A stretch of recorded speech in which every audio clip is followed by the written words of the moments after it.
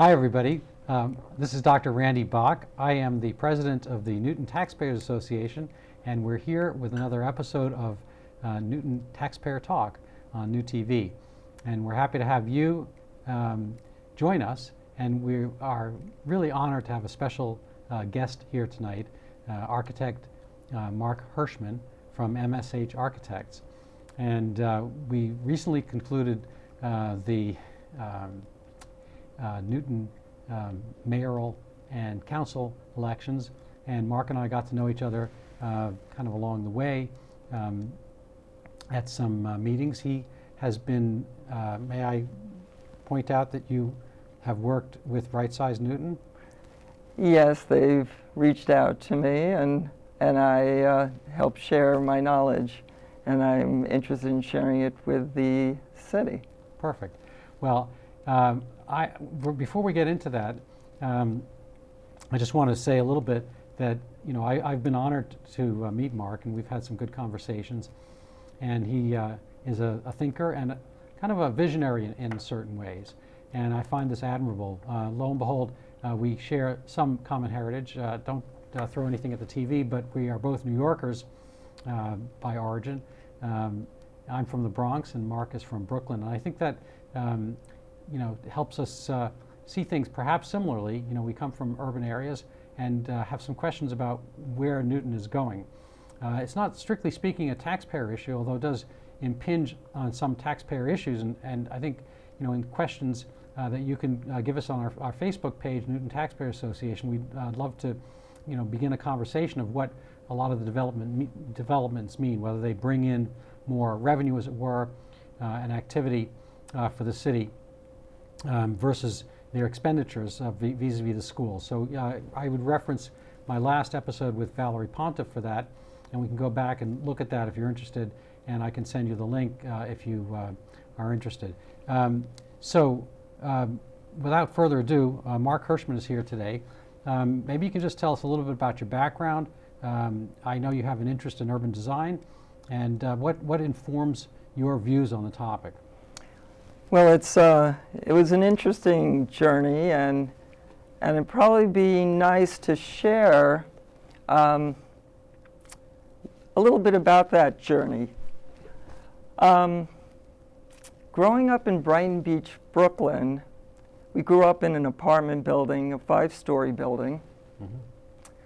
And it was apartment living, and you know what you grow up with. Mm-hmm. And somehow early on, I thought I'd be interested in architecture. Mm-hmm. Why? I don't know. It just got in me. We liked doing things, making things. In an apartment, there isn't that much opportunity to make things. So what sort of things did we make? We made go-karts. We would go across the street and get a milk carton, and we'd go to the hardware store and get a bolt, and we'd get we borrowed a piece of lumber from a construction site. Yeah, borrowing, that's good. And wheels from the carriages down the basement that mm-hmm. appeared to no longer be used. So we'd make things. So that was my beginning interest in making things. Yeah, it's creation. Right. So yeah, I had a much bigger apartment house than yours. Mine was 6 stories. Yours was only 5. So probably similar. They were called garden apartments, but there wasn't that much garden. I don't know why they called them that. A lot of pleasant memories. But as far as building and becoming a homeowner, that was a totally new experience when I got here. And I guess between, you know, there was a lot of medical school and smaller, you know, sharing houses and all that kind of stuff. And at one point I had a loft that I had built. But, you know, coming from a garden apartment to the garden city, you know, it's a different experience. At least it was for me. And having not a huge, I mean, I probably have 1/8 of an acre or less. I don't know what it is. Kind of this postage stamp lots, but there's work there. There's leaves, there's trees, there's a lot of stuff to be doing. And it gives you, it's not rustic per se, but there's a different experience. And you know, these somewhat inform, I think, the way you act and feel and move around in your world. And I know that's, you know, informs some of your thoughts as an urban planner and architect, and wondering, you know, how you can kind of relate what you do to how we experience Newton. Well, So to continue the journey, Mhm.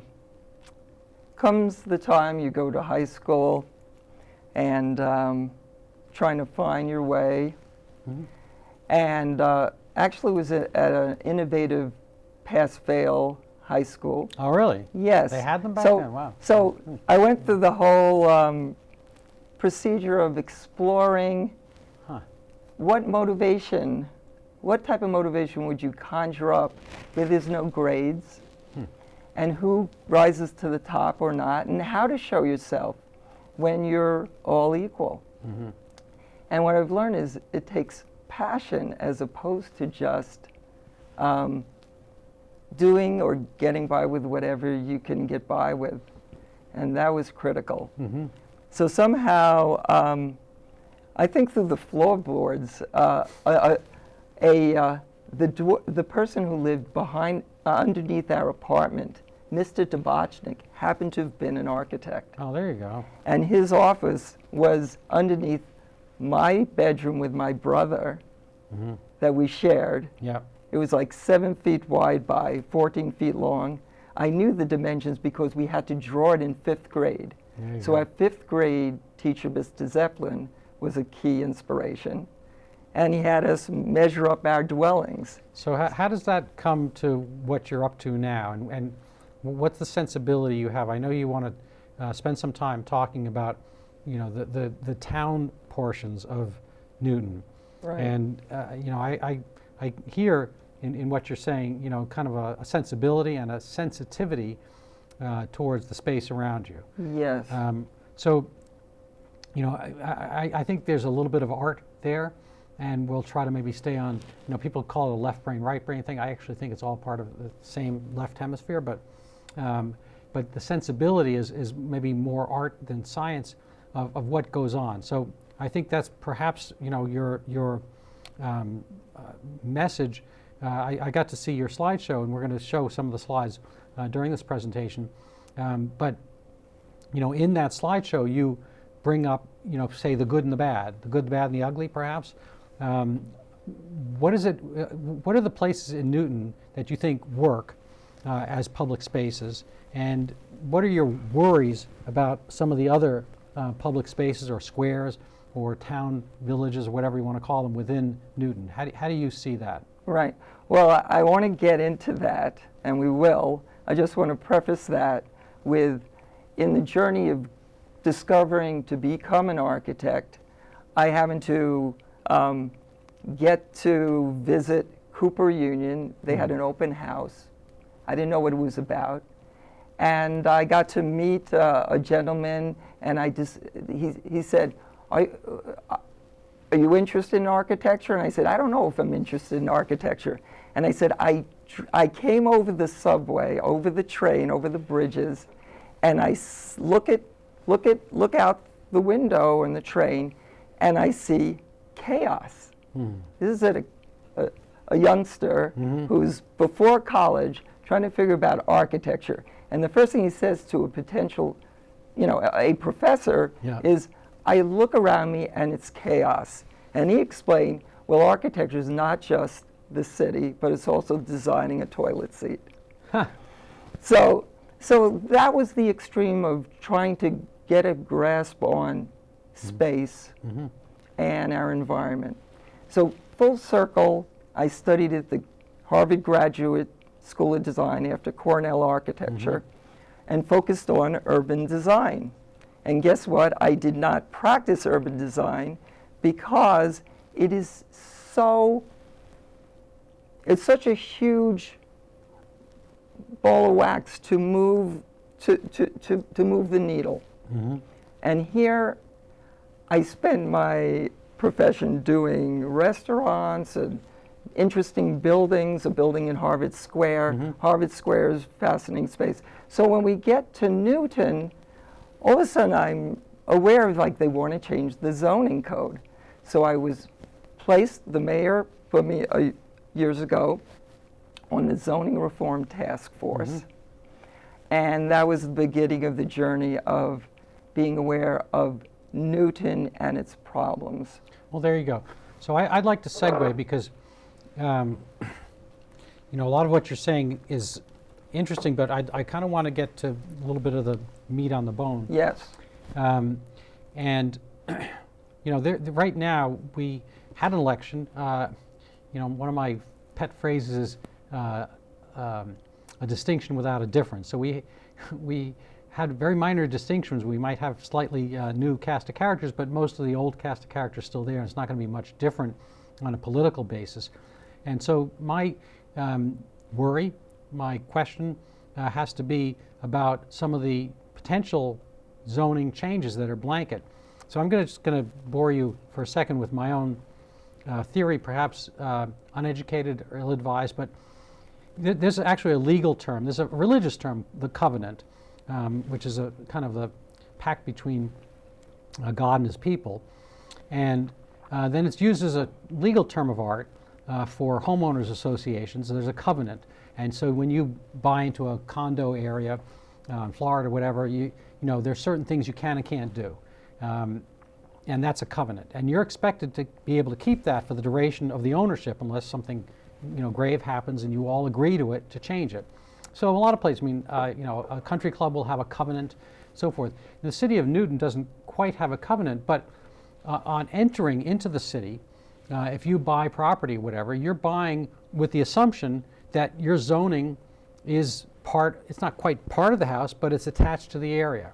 And so if you buy a home in a one-family area, you kind of have the expectation, if you're one of, you know, 50 houses in a few block area, that, you know, there's not going to be, I don't know, a Starbucks or a halfway house or a methadone clinic or a scooter store, whatever, next to you in that private home. So you have kind of a covenant, an expectation based on land use, and you know, to get to the zoning, my understanding is that they kind of want to, you know, all of a sudden lift the single-family zoning as a possibility. Every area becomes multifamily, and you know, I think somewhere along the line, in the growth of a city, that happens. You know, because Alston might very well have had the private houses. Alston might have looked like Newton 100 years ago, but it gets filled in. You know, population does grow, and so this is a long question, but you know, my understanding experience is that, you know, Boston area and Newton in particular have not really grown that much over the last few decades, population-wise. And so I think Boston has been averaging 0.4% growth over the last 25 years or so. And Newton's not necessarily much different. I haven't checked the Newton data as much. So it's not that there's a whole wealth of people coming in all of a sudden. You know, so how much growth do we need? What's motivating the growth? But on your end, you know, as part of the zoning, what's been your experience with zoning rules, and how much of a covenant are they? It's a lot, and it is. You're getting to the core of it, and it is a very, very important gestalt. Mm-hmm. And that gets to mentioning about urbanism and the epitome of high-density urbanism, and what has transpired in the dialogue about urbanism is this notion of making the world a better place by increasing density. Mm-hmm. That it's called a new urbanism, and this concept, I didn't realize they were trying to bring that in here into Newton. Well, there you go. And I was on the zoning reform task force, where our main goal really ended up being is making it more legible and readable, and that got us most of the way. But then there were these, I guess, people well-intentioned that in a way they're activists about wanting to improve things in a particular vision, and that is making urbanism in suburbs. Mm-hmm. You know, there's the concept of having a sense of urbanism as opposed to spread out. That the concept is, the thought is having a lot of people walking past each other, bumping into each other, that creates community. Mm-hmm. And I feel it's in a way, it's a false paradigm. Mm-hmm. And so the thought is that if we build our village centers with more housing, that there'll be more people, and you'll meet more people, and that'll create socialization and make community. But this day and age, really, community is who you gather with, who you know, not who you bump into really as a stranger. Point. Right. I think that's a very important point. We, have a fascinating society. It's both atomized and it's coagulated. That is to say, there's a lot of separation. There's a lot of, enemy, nameless individuals and so forth. But there's also people that group together. There's Facebook groups. There's all kinds of Village 14. There are people grouped together. There are synagogues and churches and civic groups, and there's Right Size Newton. There's the Taxpayers Association. There's a bunch of ways that people get together. I think that it was really instructive during the COVID era that people weren't out that much, and often, frankly, in the winter, people aren't that much, even in the good years. We have dogs, and we get out every single day, multiple times a day, and so I'm out and about a lot. But the number of people that I walk by vastly changes, and this includes areas that are fairly urban. We walk along the river, and between here and Waltham, Watertown, there are a lot of high-rise buildings, and there's not really a lot of people out. I think people mostly sit around, and they're kind of in their own world. And so, but you bring up an interesting point about whether mere density within the village centers, as it were, are going to cause a greater experience for the citizens of Newton. Right. That's the point. Does it create socialization? Does it really create community? And that gets us back to, that's why I talked about growing up in Brooklyn and in an apartment building. When you experience an apartment building, when you live there for 18 years and 10 feet away is a door and you don't know the person beyond that door, is that socialization? Is that humanity? Does high density living create a better world? So many people here advocating that have not lived it. And that's the core of it. Well, that's an interesting point. So why create more places with apartments, cell blocks, in essence, elevators? People don't need to congregate as much. And an interesting point, conceptually, about something like the United States, people during COVID exited Manhattan to places further out. And in exiting further out, they're able to get a little more space, and it's a little more affordable. And that's a key that people, I think, society will recognize. We don't need to be as close to the centers. For commerce, for transaction of goods, for education, we can be remote.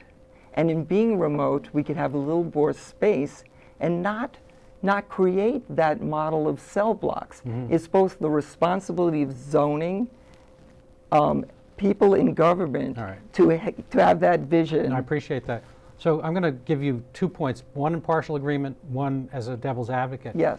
So in agreement, what I was thinking while you were talking is that the people in Newton chose to come to Newton. And people, I spent a good fraction of my adult life in the Boston area in a warehouse loft that I had taken from, kind of the bare minimum and built it up. And I had a couple apartments. But it was, it was a great place for being young, parties, and we had artwork, and I was painting back in those days, and my wife was too, and I was doctoring. But anyway, it was an awesome place, and it was very dense. It's kind of an industrial area right in town, and zip, we could be on the Red Line, we could be in Chinatown, walk, and all through the South End and South Boston. There was a lot of activity, and we were young, we had no kids, and that was awesome. A lot of fun. I recommend it, so forth. But we had kids actually at that juncture, But then we wanted to go someplace else. We wanted to go to Newton, and Newton's always been good for raising families, and I think it was good for us, and we were very happy to be here. But it doesn't, we already did that. We made that decision. Other people will have that option potentially of making that decision, unless we decide, like, out of the blue, that it has to be something else. So I always feel like there's a jealousy that people here wish they had that, people there wish they had this. There's certain people who want us to be Hong Kong, and a lot of people in Hong Kong would be just as happy to have their own place. And you see it because a lot of people emigrate from there to here, and so forth. So, but the devil's advocate part is, urban areas have had, some usage and benefit for mankind. There is an economy of scale when there are people close to each other. You don't have to have the electric wire go, 10 miles, fiber optics will go 50 miles, and the mailman doesn't have to drive 2 miles between. I get it. There's an efficiency. It's cheaper plumbing per person. It's cheaper electrical grid per person to be in a city, and that's fine. I'm not knocking cities. I grew up in one. Who knows? I might wind up in one at some point. But the question for me winds up to be whether those choices are going to be superimposed on people who are living and paying their way here, and they wanted to be here for that purpose. Not to say that a city will never encroach upon, Newton, but I don't think it's happening fully organically because the population has not increased, as I mentioned earlier. Well, good points, and there are a lot of things you're pointing out. Places of habitation, it's age appropriate. Age appropriate is really important. There's space for like family. That's a certain age appropriate point in one's life where people often seek more space for family. And so you have places like Newton. Then there's the formative years where you may want to be more urban. And then we get older, and then we don't need as much space. But then as an architect and as urban designers, we have to try to put together and help those who legislate what are appropriate vehicles and places in which to partake in that. And from my description from the get-go, that doesn't mean we need apartment buildings. We could have higher density living in spaces that are more gauged to human interaction, both as individuals and to neighbors, but still be close. There are townhouses. There are attached dwellings. There are 2 families. There are 3 families. But what I see, and there are too many of them already on the boards and slated to be built, of literal apartment buildings. These are cell blocks with elevators where there's anonymity, where really the concept of meeting other people, really, there isn't that potential. It doesn't happen. From experience, 18 years of my experience and people I grew up with, it doesn't help the human spirit. So we have the opportunity to build different types of habitation for all those different types of needs. Mm-hmm. Well, that's wonderful. We're going to be closing up soon. I know you had some slides you were eager to mention, so we have 5 minutes left. I don't really want to recapitulate your slideshow as we spoke about, but I recommend people look at it in full, and I think perhaps overlaying us there'll be a few slides. I thought it was interesting. You made some interesting points about pointing out the parts of Newton that are the villages and kind of the features that they have that resemble successful town squares or main streets. And you mentioned Santa Barbara, and maybe we'll get to see Santa Barbara, Delray, Florida, and Moody Street, I think it was, from Waltham. And then you go into some of the areas like Newtonville, which in a sense approximates Moody Street, not quite as lively. And then how these bigger developments impinge on some of the views and the structure, and they have kind of a solidity that don't necessarily have the same conduciveness to engagement that we like to have. And so there is, a little bit like, I think I forget what they call it in Disney World, Main Street Disney or something like that. I'm not a Disney expert, but I was there once. And, a lot of places, you can see it in Legacy Place and a lot of these malls that have, taken away from huge size and tried to bring it to human scale. And, people like that interaction, they like moving around, they like seeing windows and so forth. Anyway, just to close in the last couple minutes, I'm wondering whether you might have any recommendations for how we're going to preserve the spirit of Newton. Well, what we call it is contextualism, and is also contexturalism. And that is responding to what's there. And too often in these days, people think they have to work totally out of the box and create big boxes. So we have the history of the village center. And the village center worked where it was 1, 2, maybe 3 stories high. And to say that, oh, we have to subsidize a builder to allow them to build 4 stories. Oh, what's an additional story or 5 or more, as we see happening in Brookline and in some of the other nearby towns. The proportion doesn't work. The density is unnecessary. And we see historically that the villages worked with the proportion of 1, 2, 3 stories, where you engage at the ground level, where retail and you're their destination to shop, to buy, to meet, and not to be in a very high dense environment that's not conducive for the most important thing, and that is the transaction of the retail experience. Fair enough. So where can people follow Mark Hirschman, and did you find Right Size Newton to be evocative and following up on some of your concerns? Yes, I believe they posted our presentation on Right Size Newton. Yeah, on Right Size Newton. You could find that online. And just disclaimer, that's Randall Block. I've said this many times. I'm Randy Bach. Confusing, but not that confusing. Right. And we did a very thorough presentation describing the proportions of structures, whether it's retail, and then we're broaching the issues of habitation, of townhouses as opposed to apartment buildings. In the village centers, the scale of structures is critical. Mm-hmm. And history tells us what has worked and what has not. And smaller scale, 1, 2, 3 stories at the most, works. And length of the structure is so critical. So to allow developers to buy bigger parcels to make the anonymity of a long scale community structure is not to scale to the human experience, and that's why people don't gravitate to those. Well, that's a wonderful wrap up. I appreciate that. We're very lucky to have Mark Hirschman. Thank you so much.